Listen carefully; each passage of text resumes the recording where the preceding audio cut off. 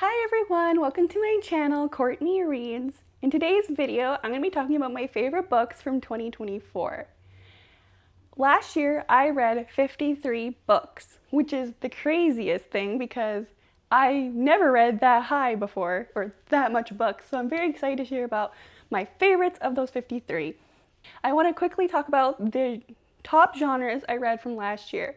So my top genres were thriller, fantasy, and romance. The books I'm going to be talking about, I rated between 4 to 5 stars. I'm very picky when I choose my 5 stars, so you won't see my 5-star rating till the end of the video, so stay tuned for my 5-star read. The first genre I want to talk about is thriller, as that was my top genre from last year. I read 21 thriller books, and I only have one thriller book that I want to share that was my favorite from last year, and that was My Darling Girls by Sally Hepworth. This book is about these 3 girls, Jessica, Nora, and Alicia, and how as young girls, age 5 or younger, and how they had family tragedy strike them and had to live with this woman named Miss Fairchild, which now thinking back on it is going to be very ironic if you read the story.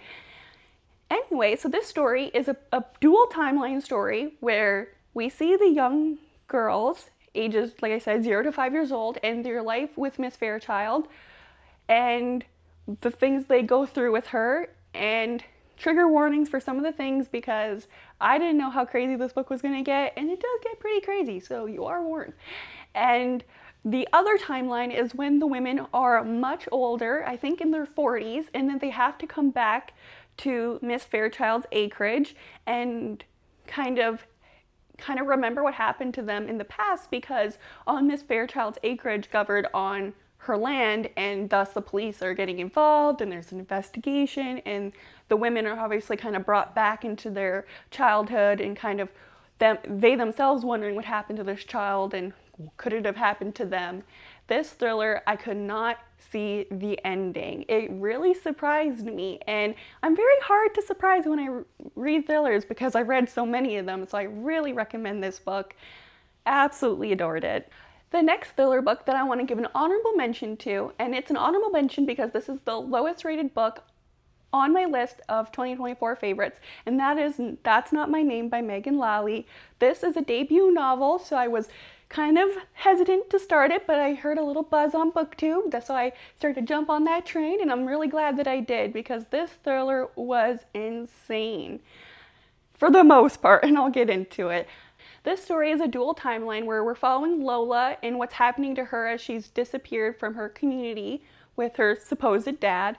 And the other kind of timeline or perspective we're reading in the novel is her boyfriend. Her boyfriend is currently under fire for her disappearance because people in the community think he has something to do with it. And obviously, when we read his side of the story, he doesn't, and he's really concerned for his girlfriend Lola. Him and a few of his friends go looking for Lola. One thing I didn't like about this book was the ABC plot line from the boyfriend's point of view. It felt like I knew it was going to happen. The boyfriend was going to do this, and it was going to do that, and then the next thing after that. So part of that story was very not surprising to me, but it was at the end of the novel that was totally shocking to me. I could not see that ending coming from a mile away. My jaw was on the floor. I was just staring at a wall for a few minutes, like what was happening? I couldn't even handle it. So that's why I rated it a 3.25, because for most of it, the book was only okay, but that ending really saved it for me. Would highly recommend. And if you're kind of getting into thrillers and you don't really want to get too spooked, this book is perfect for you because this book is YA. It's perfect for ages, 14 and up. So if you don't want to get too spooked, but you still want to dip your toes into thrillers, this one I highly recommend. The best sci-fi novel that I read this year was The Will of the Many by James Islington. Again, this book was kind of on the come up, and I'm really excited that I read it because this book definitely helped me want to read more sci-fi, for sure.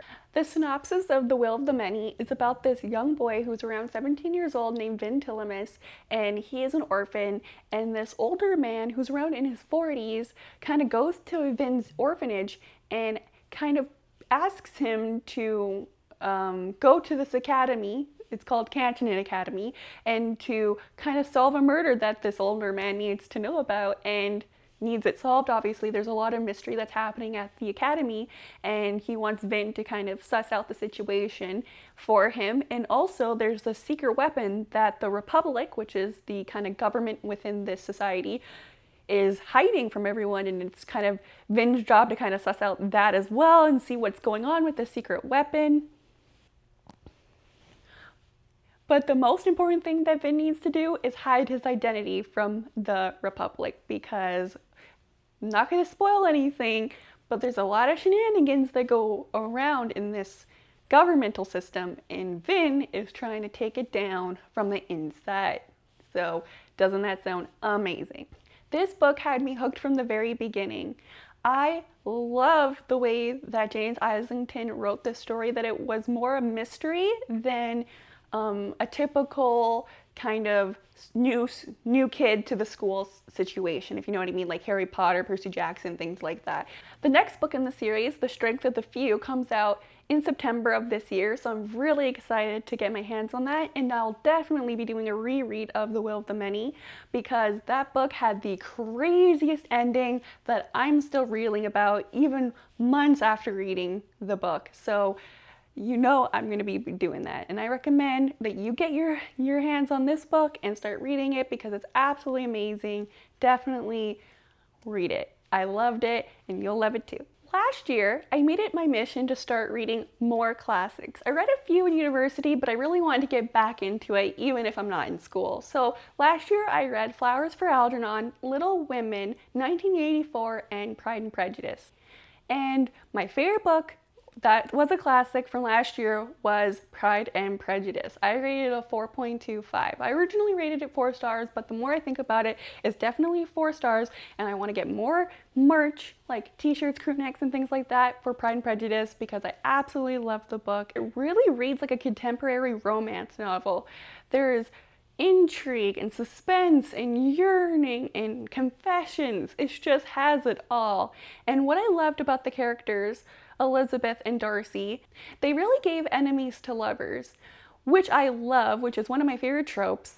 And they also had the miscommunication trope, which I usually hate in most books because it's not done very well, but Jane Austen blew it out of the park with the miscommunications trope, because it made total sense in the setting of the story between Mr. Darcy and Elizabeth Bennet. Those two characters are kind of polar opposites, so it made sense that their communication style wasn't going to match and work. So the author did an amazing job, and I really loved that this love story was not insta-love, because this is kind of like a historical romance, right? So sometimes in those kind of settings within a story, they have like a few meetings with each other and then bam, they're engaged or something. So this book was like the opposite of that, the slowest of slow burns. So I highly recommend it. My favorite scene of the book had me feeling all the feels, and it was not included in the film, because I did watch the Keira Knightley 2005 film of Pride and Prejudice, and I absolutely loved that film. 10 out of 10. Excellent film, except for one scene that I absolutely adored in the book that was not in the film. So definitely read the book. As we all know, the book is better. I'm definitely really excited to do a reread of Pride and Prejudice in the future, because I want to watch the BBC TV adaptation, because I hear it does a really good job at staying close to the book. I'm really looking forward to doing a reread, probably in a year or two, so I'll keep it more fresh when I go back to it, but I absolutely love the story. Definitely recommend. One of my favorite classics of the year, as I mentioned before, but it really, really is, and I'm really excited to read more of Jane Austen's work this year, and I hopefully will get to at least 2 or 3 of them, and that's fingers crossed if I can do that. I really want to. In 2024, it was also the year of Sarah J. Maas for me. I read both her ACOTAR series, so A Court of Thorns and Roses series, and I read her Throne of Glass series. As you can see, that was a lot of books, but I didn't actually read all of the books in each of the series. I still have yet to read A Court of Silver Flames in ACOTAR, and I have not yet read A Kingdom of Ash in Throne of Glass. I am scared to read Kingdom of Ash. I hear it's a phenomenal conclusion to the series, but I also hear it's gonna break me, and I don't know if I'm ready for that. I don't know. I just don't know. My favorite books within the ACOTAR series was A Court of Mist and Fury and A Court of Wrath and Ruin. I rated each book around 4.5 to 4.75. I absolutely loved each book, and I loved the characters. Ryson has my heart. I think Ryson has a lot of our hearts, so you know, he's our book boyfriend, and we love him. I loved Queen of Shadows in the Throne of Glass series. I thought that book was just excellent, and I also loved Heir of Fire. Again, I rated these books around 4.5, 4.75, around there. Again, I'm going to mention I'm a bit picky when I'm giving my 5 stars, so I just felt like there was just probably an essence within the book that was missing for me, so I just didn't really give it that 5 out of 5 that I was really looking for. But again, these series were amazing, and I recommend either one.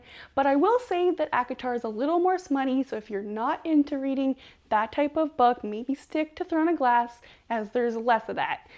So you are warned. The next series I want to talk about is the Mind F series by S.T. Abbey. I had this book on my radar with the book talk, and the cover and the title honestly was a bit daunting to me.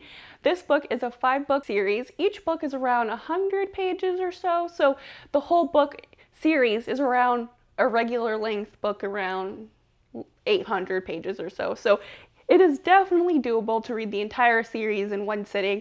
I wanted to savor this series, so I did read each book individually until I was done, and I loved every book more and more and more. I think the first book for me was like a 4.25, and the last book was 4.75. Like I said, I'm very hard on rating my books 5 full stars, but there was one aspect of the story that I thought just wasn't exactly for me personally, so that's why I only gave it a 4.75.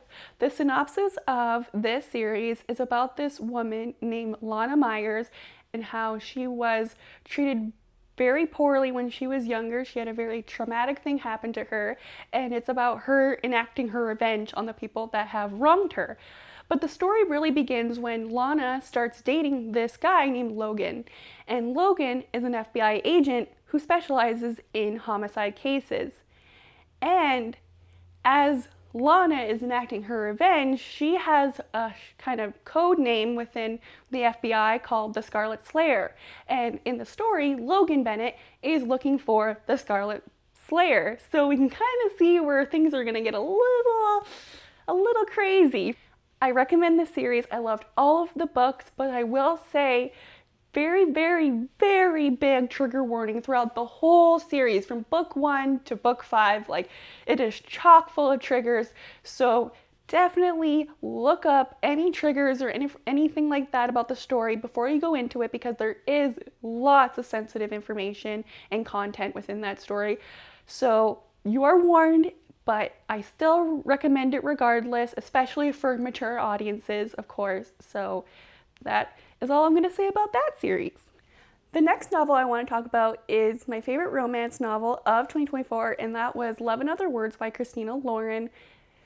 This book is about these 2 teens and how they fall in love, and it's a dual timeline. So we see them falling in love as young people, and the other timeline is how they reconnect as adults, because somehow within the story there is going to be a falling out, and we kind of, as we're reading the book, we kind of get to the point where they're going to fall out, right? So that's kind of what we're working towards in the story, and I absolutely loved it. I gave it 4.25 stars. I was originally giving it 4.75 to 5 stars. Like, I absolutely loved it, but now that I've ruminated over the ending, I just absolutely hated it. It just wasn't my cup of tea.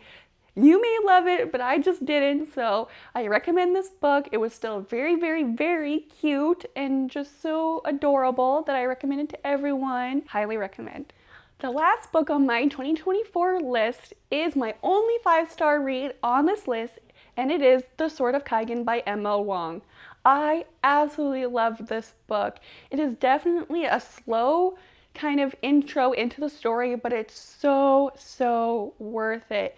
This is the only book that made me sob. I recommend having tissues on standby for this book because it absolutely wrecked me. Like, I can't think about that ending without tearing up. Like, to this day, it's got my heart. It's got my heart forever. I love it so much. And I'm not going to actually talk about the synopsis for this book because I think it's best to go in blind. That's what I did. I just kind of just read this book.